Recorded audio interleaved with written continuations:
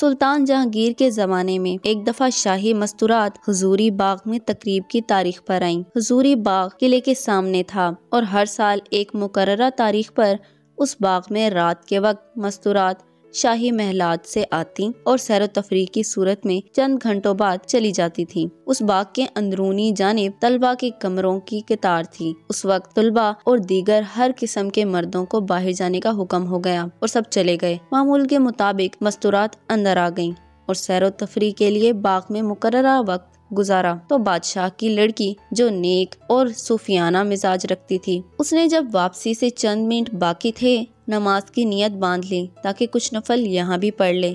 واپسی کی نوبت نماز پڑھتے ہوئے بج گئی، لیکن اسے معلوم نہ ہوا اور اس کی دو خاص خادمہ بھی یہ سمجھی کہ شاید وہ چلی گئی ہے۔ اس خیال سے وہ بھی جلدی جلدی دوسری مستورات کے ساتھ نکل گئیں۔ نوبت بجتے ہی تمام طلبہ اپنے اپنے کمروں میں آ گئے اور گیٹ بند کر دیا گیا، کیونکہ رات کو گیٹ بند رہتا تھا۔ لیکن لڑکی نماز سے فارغ ہو کر جب گیٹ پر پہنچی تو اسے بند پایا۔ بہت گھبرائی، چونکہ سردی کا موسم تھا اور شاہی مزاج تھا۔ حیرانگی کے عالم میں ٹھٹھرتی ہوئی محفوظ جگہ کی تلاش میں پھرنے لگی۔ گیٹ کے قریب ایک کمرے میں ایک نوجوان طالب علم مٹی کے دیے کی لو میں مطالعہ کر رہا تھا۔ طالب علم اسے سردی سے کانپتا ہوا دیکھ کر سمجھ گیا کہ شاہی محلات کی کوئی حسین و جمیل لڑکی باہر رہ گئی ہے اور اضطراب کے عالم میں ہے۔ طالب علم چراغ اٹھا کر باہر آ گیا اور اشارے سے لڑکی کو کہا کہ کمرہ تمہارے لیے خالی ہے، وہ بستر میں سردی سے امن حاصل کرو، اور لڑکی سردی کی وجہ سے فوراً اندر چلی گئی۔ جوان طالب علم باہر چراغ کے سامنے مطالعہ کر رہا تھا کہ دل میں شیطانی وسوسہ پیدا ہوا کہ حسن و جمال میں ڈوبی ہوئی ایک لڑکی تنہائی میں تیرے پاس موجود ہے،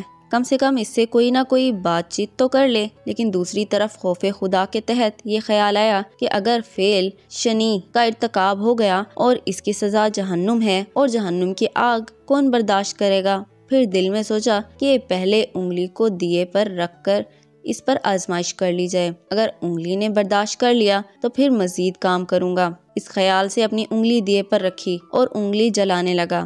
اندر سے لڑکی بھی یہ ماجرا دیکھ رہی تھی۔ جب تمام انگلی جل گئی اور درد برداشت سے باہر ہو گیا تو دل میں کہنے لگا یہ عذاب برداشت نہیں ہوگا، لہٰذا بدکاری سے باز رہنا بہتر ہے۔ کچھ دیر آرام کر لیا اور پھر وہی وسوسہ دل میں پیدا ہوا۔ پھر اس نے دوسری انگلی دیے پر جلا دی، پھر کچھ دیر بعد تیسری، چوتھی اور پانچویں انگلی جلا دی۔ گویا کہ اس نے موقع پانے کے باوجود بدکاری سے بچنے کے لیے ایک ایک کر کے اپنی ساری انگلیاں جلانا شروع کر دیں۔ یہ تمام ماجرا لڑکی بھی دیکھتی رہی۔ اتنے میں تلاش کرنے والے آدمی بھی پہنچ گئے۔ انہوں نے طالب علم سے شہزادی کے متعلق پوچھا تو اس نے اندر اشارہ کیا کہ وہ لڑکی کو لے کر محل پہنچے تو وہاں کوہرام مچ گیا کہ شہزادی طالب علم کے کمرے سے نکالی گئی ہے، جس کی وجہ سے والدہ نے بھی اسے گلے نہ لگایا۔ صبح جب دربار سجایا گیا تو سب سے پہلے یہ ماجرا جہانگیر کے سامنے پیش ہوا۔ جہانگیر نے لڑکی کو حکم دیا کہ اپنی سزا خود تجویز کرے۔